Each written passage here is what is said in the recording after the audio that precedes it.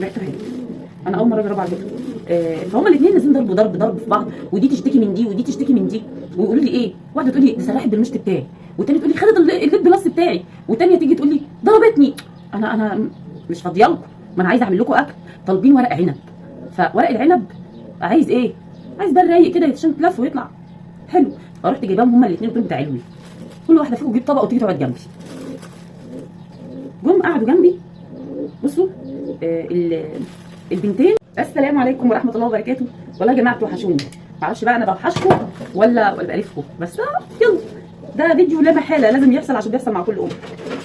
بصوا بقى، هنعمل بابونينج نشرب مع بعض. انا من الناس اللي بتحب الهدوء، وان بيتي يبقى دايما الدنيا هاديه فيه. فلما يبقى عندك اتنين بقى عايلين كده بيخبطوا ويضربوا في بعض، وانت فوق خبطهم ضربوهم في بعض، وانت عندك شغل في البيت عايز يخلص فمش فاضيه لهم، فرحت عامله في الاثنين ايه بقى. والله يا جماعه يوم الجمعه اللي فاتت المفروض ان انا عاملين محشي، وانا عايزه اخلص المحشي بدري عشان اغديهم. فهما الاثنين ريحته حلوه. انا اول مره اجربها على فكره. فهما الاثنين نازلين ضرب في بعض، ودي تشتكي من دي ودي تشتكي من دي، ويقولوا لي ايه، واحده تقول لي ده سرحت بالمشط بتاعي، والتانيه تقول لي خدت الليد بلس بتاعي، والتانيه تيجي تقول لي ضربتني. انا مش فاضيه لكم، ما انا عايزه اعمل لكم اكل. طالبين ورق عنب، فورق العنب عايز ايه؟ عايز بال رايق كده عشان يتلف ويطلع حلو. فرحت جايباهم هما الاثنين، قلت لهم تعالوا لي كل واحده فيكم تجيب طبق وتيجي تقعد جنبي. جم قعدوا جنبي. بصوا البنتين، انا عندي واحده في ثانيه اعدادي وعندي واحده في 5 ابتدائي. فاللي في ثانيه اعدادي دايما تتهرب، اللي هو انا عندي درس، انا عندي مذاكره، انا عندي واجب، انا عندي وما بيخلصش، الحاجات دي ما بتخلصش، اللي هو دايما انا عندي عشان تتهرب من الحاجه اللي انا طالباها. مع ان انا ما كنتش بعمل كده والله، بس اسراء بقى اللي هي الصغيره دايما قاعده جنبي، فدايما بتلقط، اللي هي مش بقول لها تعالي شوفي ده بيتعمل ازاي، لا هي شايفه بيتعمل ازاي، فبسم الله ما شاء الله يعني الله اكبر عليها، حلوه خالص اللي هي بتلقط وتعمل. حنين عكسها، حنين بتحتاج ان هي تتعلم مره واثنين وثلاثه وعشرة عشان خاطر ننفذ الحاجه اللي احنا، لذلك هي ما بتحبش ان هي تقعد مثلا تتعلم حاجه او لا تعالي علمك حاجه، ما تقول لي بتتهرب زي ما بقول لكم كده. فرحت بقى عشان افض الخناقه، ما هو انا مش فاضيه لهم.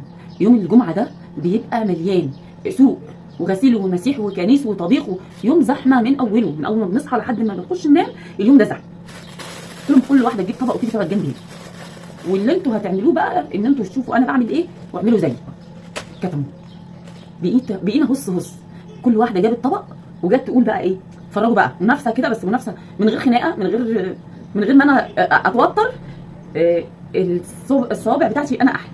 قلت لهم بقى احشوا ورق العنب معايا زي ما انا بعمل انتوا اعملوا. فبداوا ايه، دي تقول لا ده انا احلى ده انا احلى، لحد لما كل واحده حشت لها طبق. فقلت الحمد لله يا رب لك الحمد، فضل وعدل. فعلاج العيال اللي هم بيقعدوا يلطشوا في بعض ويضربوا في بعض ويعملوا قلق في البيت وتوتر في البيت ومشاكلهم مش بتخلص، اشغلوهم معاكم والله العظيم.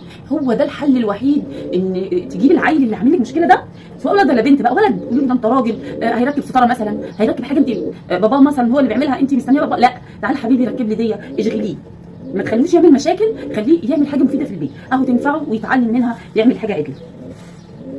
انما تخلوا العيال بمشاكلهم يقعدوا يغضبوكم ويوتروكم، لا والله العظيم انسب حل لاي عيل بيعمل مشاكل في البيت هي انك تخليه يشاركك في البيت. يعني انا عندي بنتين، انا ما عنديش ولاد، انا عندي بنتين، البنتين خليتهم يعملوا الحاجات اللي انا بعملها، ما هو انا ما علمتهمش، مين اللي هيعلمهم بدل ما هم يقعدوا يعملوا مشاكل. وبعدين في حاجه كمان، من ساعه التابلت والتليفون والايباد ومش عارفه ايه الحاجات دي، البنات باظت والله العظيم. تيجي تكلمي البنت كبيرها تعمل شويه ميه سخنه تصبهم على الاندومي وتقعد تاكل، هو ده الاكل اللي هي هتاكله.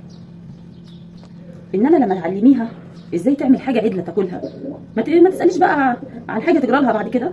بسم الله. المفروض كده انا بصب غلط، الكوبايه احسن تطق. الحمد لله كده اتصرفت. الفكره ان زي ما قلت لكم كده، ان احنا نخليهم يعملوا حاجه تفيدهم بدل المشاكل والدوشه اللي هم بيقعدوا يعملوها دي حوالينا. لا تعالي كده معلمك حاجه تنفعك. يعني احنا زمان ما كناش كده، مش هنقارن زمان بدلوقتي عشان هم جيل واحنا جيل تاني خالص، احنا جيل الطيبين زي ما بيقولوا. بس والله العظيم الحل الامثل لاي عيل بيعمل مشاكل في البيت انك تشغليه معاكي، شوفي انت بتعملي ايه وخليه يعمل الحاجه اللي انت بتعمليها معاكي. يعني اوقات كتير مثلا يبقوا هم يوم الجمعه ده بالذات صاحيين بيقولوا شر شطار بيلطشوا في بعض من غير سبب، وبيضربوا بعض من غير بنات، بنات وبيضربوا بعض عادي عادي عادي، اللي هو خدت مش عارفه ايه، عملت ايه، سوت ايه، فتلاقيهم هما الاثنين على طول نقل ونقيل مع بعض، علشان مفيش حاجه تنبع عن تشغيلهم، لان انا واخده منهم التليفونات بتاعتهم. احنا دلوقتي خلاص داخلين على امتحانات، وفي حد ممكن ينتقدني على فكره، ان انت داخله بدل ما تخليهم يذاكروا قعدهم يعملوا محشي. لا، احنا كنا على بعد العصر كده، وانا لسه ما خلصتش اكل، وهم نازلين خناقه مع بعض، فما مش بيذاكروا اصلا، فوقت البريك بتاعهم كان بيحشوا محشي معايا.